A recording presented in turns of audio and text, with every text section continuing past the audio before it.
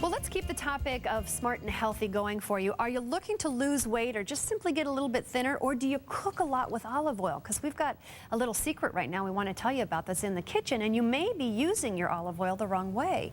Joining us now is Dr. Suneil Jain. Nice to see you. Nice to see you as well. He's a naturopathic doctor and the owner of Rejuvena Health and Aesthetics. And you and I were talking earlier, you know, I am probably an olive oil-aholic if I had to choose an oil that I use a tremendous amount.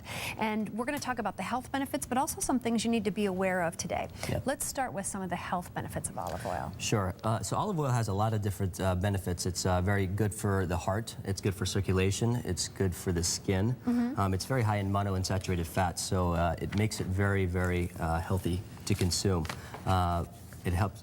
It works great when you do not burn and cook the oil, though. Yeah, when you don't burn and cook it. We're going to talk about that in a second. Lowering cholesterol. This is the oil that kind of helps you do that? Yeah, this is one of the oils that I like to use in addition to some of the other monounsaturated oils. Yeah. But yeah, olive oil works great. Now, I've also heard claims that olive oil can help you lose weight. How is that possible to put a fat in your body and have you lose weight from it? Well, actually, because we need healthy fats. Okay. And what these fats do are actually stimulate the liver and the gallbladder to secrete bile, which helps to break down fats. So you're basically improving the function of the liver by allowing it to metabolize fats more efficiently. Okay, so that's fabulous. The other thing that a lot of people are now doing is making salt scrubs and things like that with olive oil for your skin. Yeah. There's actually, you can add salt, sea salt to it, or sugar, and create really nice scrubs to use on like the hands and the feet. Yeah. You can apply it on the face. You can use it on the lips for dry, chapped lips. Okay. So it can be used in many different fashions topically. Here's something that I found fascinating that I didn't know because I cook with olive oil all the time. You say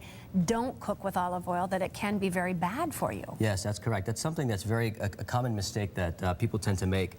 You never want to heat the olive oil. You never want to burn the olive oil. It actually turns it into a more of an oxidized state, or more of a trans fat, which actually promotes heart disease and inflammation and degeneration of our cells. So when we're talking about antioxidants, those are good things for us. What you're saying is that if you cook with olive oil, the oil converts into something that is oxidized. Correct. And has the reverse effect of an antioxidant. Correct, that's right. See, the reason that olive oil, like when you get extra virgin cold-pressed olive oil, has got that real deep, rich, kind of almost a greenish hue to it, is because of the chlorophyll content. But you actually put a plate out here of it, and you can kind of see the difference between the two. Yeah, you can see the difference between So this is real light on this side. Correct, and then that's the extra virgin. Okay, so which one is better for you, are you saying? The extra virgin, which has got the higher chlorophyll content, because that's what's going to stimulate the antioxidant capacities and properties that the olive oil has.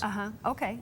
When you, one other thing to keep in mind is that because it oxidizes so quickly, it's also very important to keep the olive oil, to buy olive oil that's in a dark bottle versus the lighter bottles, to prevent it from getting oxidized. When you use the oil in between cooking or using it for the cosmetic application, you want to make sure that you open and replace the top quickly. Okay, so you're saying keep it in a dark bottle. You also say don't get the big jumbo olive oil. Yes, that's correct, because the oil just sits there and it becomes oxidized over time. Olive oil spoils very easily, and it's not maybe something that you can physically see. It just gets oxidized, and it's hard to tell when that happens.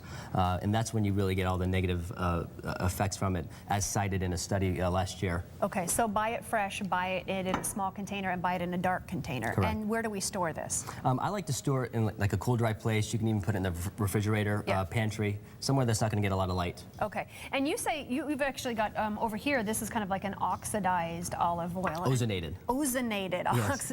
We don't want the oxidized. No, we want the ozonated, which actually puts oxygen into it. Correct, yeah. So basically, we ozonate the olive oil in our office, and it's actually, I should say, it's partially ozonated.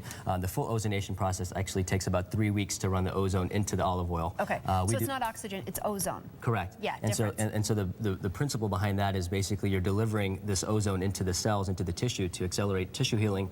It helps with tissue repair and skin regeneration. Yeah. Well, your skin looks pretty good, so it must work, huh? Oh, thank you. All right. Thanks so much for being with us. We All right, appreciate thank it. you.